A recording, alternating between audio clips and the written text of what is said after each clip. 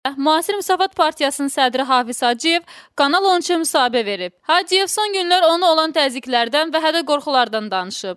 Hafiz Hacıyev bildirib ki, seçkidən sonra mənə böyük hücumlar olubdu. Amma heç birinin real nəticəsi yoxdur ki, gəlib məni öldürsün. Valla bir sənətlərdir. Bu seçkidən sonra, seçkidən əvvəl mənə böyük belə deyək, təzyiqlər, hücumlar olubdu. Amma hələlik bunun heç asırın elə bir real nəticəsi olmayıbdır ki, gəlsinə kimlərsə məni öldürsünlər. Amma hiss eləyirəm, izləndiyimi hiss eləyirəm. Mən sizə dedim bir dəfə, bütün mətbuat demişəm, maşınımı vurublar saxladığım yerdə. Ondan sonra maşının üstünə yazı qoyurlar ki, səni öldürəcəyik.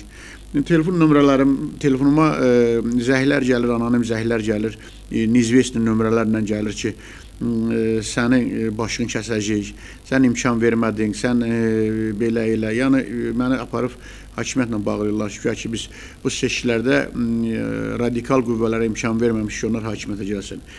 Burada çox ciddi məsələlər var. Burada məni mövqeyimi çəkindirməkdən ötəri müəyyən addımlar atırlar ki, bunu eləsinlər, amma buna nail ola bilməyəcəklər. Bunlar bilirlər ki, mənim əqidəm çox möhkəm, dostuma dostam, düşmana düşmanam. Yəni, belə sərsəm hədələrlə, ondan sonra bu cür xulayələrlə yaşayıb məni və belə deyək, yolumdan çəkindirən hələ Azərbaycanda, o cümlədən dünyada heç kim olmuşdur. Mən burada açıq istədiyim xarici qüvvələrin də əlini görürəm.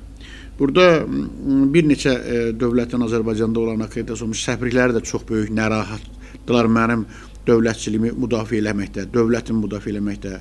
Yəni, mən nə eləmişəm? Mən elədiyim odur ki, imkan verməmişəm ki, Həsənli Cəmil Kərimov-Əlinin Qəmbərov sənin tapşırığınla ermənilərin tapşırılan Azərbaycanda dövlət çevriliş etsinlər. Mən buna imkan verməmişəm ki, Azərbaycanı aparsınlar, bağladıqları gizli müqavilələrə uyğun olaraq hakimiyyətə gələndən sonra Azərbaycanın neftini, Dağlıq Qarabağı o cümlədən ermənilər tərəfə versinlər və Dağlıq Qarabağı bunların bir sövdələşməsi var idi. Tiflis sövdələşməsi, sonra London sövdələşməsi ki, Cəmil Həsənlini, ya Kərimov-Əlini, ya Qəmbərov səni hakimiyyətə gəlsinlər, Dağlıq Qarabağ məsələsini artıq bir növ gündəmdən çıxarsınlar. Yəni, bunu açıq demək lazımdır və bunların qarşısını almışam. Burada ermənici də görünür. Erməni diasporasının xarici dövlətdə orada olan böyük şəbəkələri var, onların da izi görünür və belə saytlarda çox ünvanıma da kəskin ifadələr işlədilir. O cümlədən girin Facebook səhifələrinə görün mənim ünvanıma hansı təhqiramiz fikirləri səsləndirirlər, orada da həmin sözləri deyirlər. Yəni, 10 il bundan qabaq 2003-cü il prezident seçkilərində mənə sui-qəsd edildi, evimin girəcəyində məni bıçaqladılar, blokun ağzında. O vaxtı keçmiş baş şəhər, baş polis idarəsinin rəis müavini general Yaşar Əliyev də gəldi, çıxdı hadisə yerinə. Artıq izimizə düşəni də aşkar eləmişik. Yaxın vaxtlarda hər halda onun məhkəməsi olacaq. Onu da bizim radikal, belə deyək, qruplaşmalar, ermənilərə işləyən əllər, hissələr, cəmlilər, onu da siyasi sifariş adlandıracaqlar. Mən bunu bilirəm. Bəli, başdan eləsin televiziya deyim ki, bunu da indi görərsiniz məhkəmədə deyəcəklər ki, bu da siyasi sifarişdir.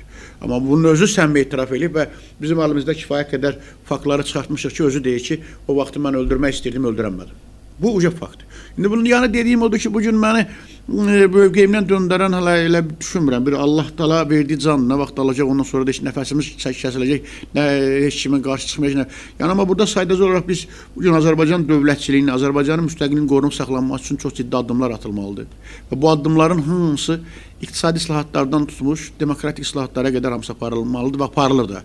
Biz burada ölkə başçısına böyük yardımcı olmalıyıq. Hər biri Azərbaycan vətəndaşı kömək olmalıdır. Mən də bunlara dəvət edirəm ki, gəlin, ermənilərə işləməkdənsə, xaricdəki Azərbaycanı istəməyən qüvvələrə işləməkdənsə, gəlin ölkə prezidentinin ətrafında sıx birləşin, qarşıdan parlament seçkiləri gəlir. Bu parlament seçkilərində mübarizə aparılsın, gidin parlamentdə də düşə bilərsiniz. Yəni, belə bir təliblər əli sürmüşəm ki, bunlar olsun. Amma burada yenə təkrar edirəm, çox böyük ciddi işlər görülməlidir Azərbaycanın gələcəyi namına. Siz görürsünüz ki, məsələn, bunların işi keçməyəndə İran oradan Azərbaycanda sərhədləri bağlayır. Moskvada oradan təzyiqlər göstərilir, Azərbaycanlıları gündə neçə nəfər Azərbaycanlı balasını öldürürlər. Bunların hamısı Azərbaycanın təzyiqi bir formalardır və bunların içində sizə inandırım ki, hamısının Kərimov Əlinin, Qəmbərov Hüseynin, indi Cəmil durdu getdi Amerikaya. Amerikaya nəyə getdi? Amerikada onu dəvət edənlərin 4 nəfərdə 4-ündə 3 ermənidir. Siz təsəvvür edin, 4 nəfər bunu məktub göndərib, 4-ündən 3 ermənidir. Ona görə də düşünürəm ki, herhalde mənim bugün həyatdan götürməyimdə çox maraqlı qüvvələr var, ciddi qüvvələr var. Amma hələlik bugünə qədər sizinlə müsahibə verdiyim devrə qədər hələlik sağam. Nə olacaqdır? Zaman göstərəcək. Hələlik özüm də öz müdafiəmi təşkilləmişəm.